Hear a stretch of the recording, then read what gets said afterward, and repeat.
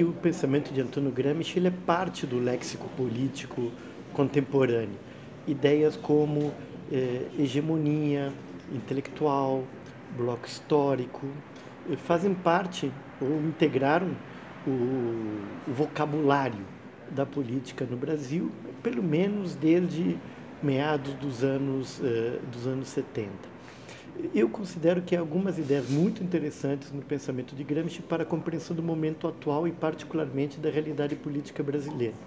E eu destaco a ideia de hegemonia, que para Gramsci implica na capacidade dirigente que um grupo social pode ter na sociedade, e crise de hegemonia, que para Gramsci é uma crise de representação ou crise de autoridade política.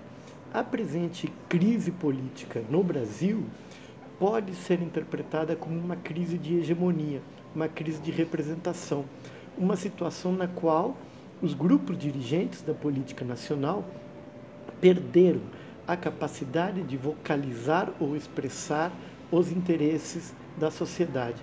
Nessa situação há uma separação entre a sociedade e os grupos dirigentes, os políticos. Nós podemos interpretar a crise contemporânea como uma crise de autoridade, uma crise de representação, uma crise de hegemonia. Antônio Gramsci é um autor que nos interpela ainda nos dias atuais, porque é um autor que fala da margem. É um autor que, nos seus escritos, tem uma preocupação muito grande em buscar o elemento periférico e construir um sentido político e social, uma localização política e social desse sujeito. E o sujeito periférico hoje ele se traduz em uma série de experiências sociais e culturais, como a das mulheres, dos negros, indígenas, das comunidades periféricas, socialmente e culturalmente falando. Então, o Gramsci se tornou, apesar do tempo, né, faz 80 anos, há 80 anos ele morreu, em 1937, e apesar do tempo, seu pensamento manteve uma atualidade impressionante, porque quando esses grupos periféricos procuram uma identidade e construção de uma consciência coletiva, eles encontram em Gramsci ferramentas muito úteis e poderosas para essa construção de identidade. Então, ele continua atual porque ele fala para um sujeito que nem sempre é lembrado, que na maioria das vezes, na verdade, é esquecido, mas cuja luta transforma as sociedades ainda hoje e precisa continuar transformando. Entre as muitas respostas que eu poderia esboçar para essa questão, eu gostaria de destacar o momento presente que vive o país e aquilo que eu costumo chamar de o retorno da luta de classes no Brasil após um longo período de relativa pacificação do conflito social.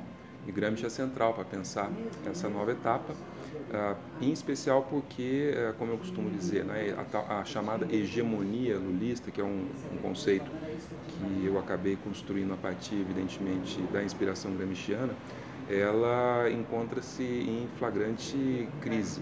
E isso em dois grandes sentidos, né, que também Gramsci nos ajuda a refletir.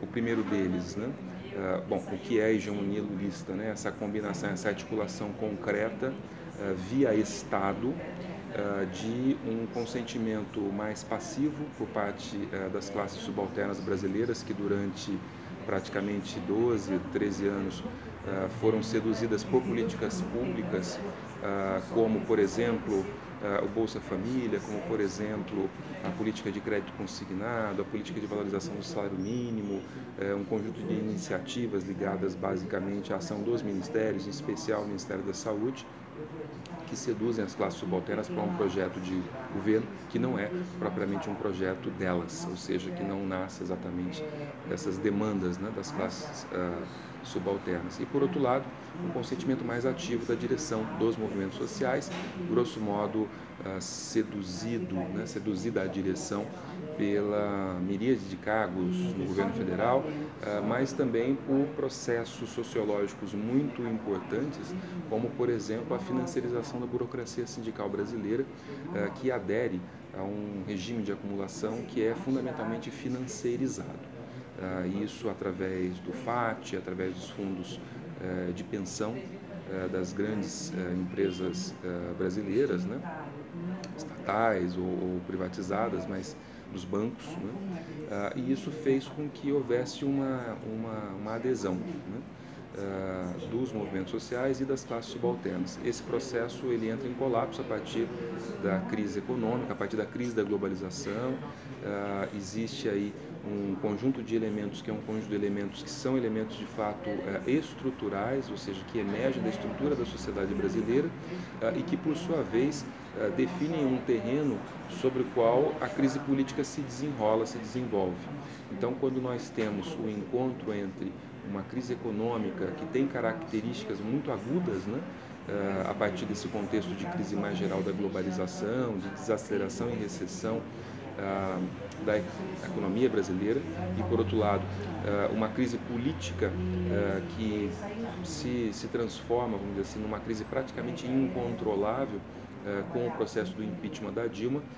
Você tem aí todo o desenho do segundo conceito, além da hegemonia, o segundo conceito que eu gostaria de resgatar do arsenal, né, das ferramentas gramscianas, que é o conceito de crise orgânica, que é o conceito que expressa exatamente o encontro, a convergência de uma crise econômica, de uma crise da estrutura, da base da sociedade, com uma crise política, e que abre propriamente o espaço, ou seja, o período, né, de inovações, de novas experiências políticas, da emergência de novos atores. A crise orgânica é um momento de transformação muito aguda das sociedades, de atualização da estrutura, de atualização do aparelho político, e que pode e deve ser enfrentada a partir, não apenas, evidentemente, de uma análise gramsciana, mas a partir das indicações que Gramsci nos oferece em termos de pensar estrategicamente a política,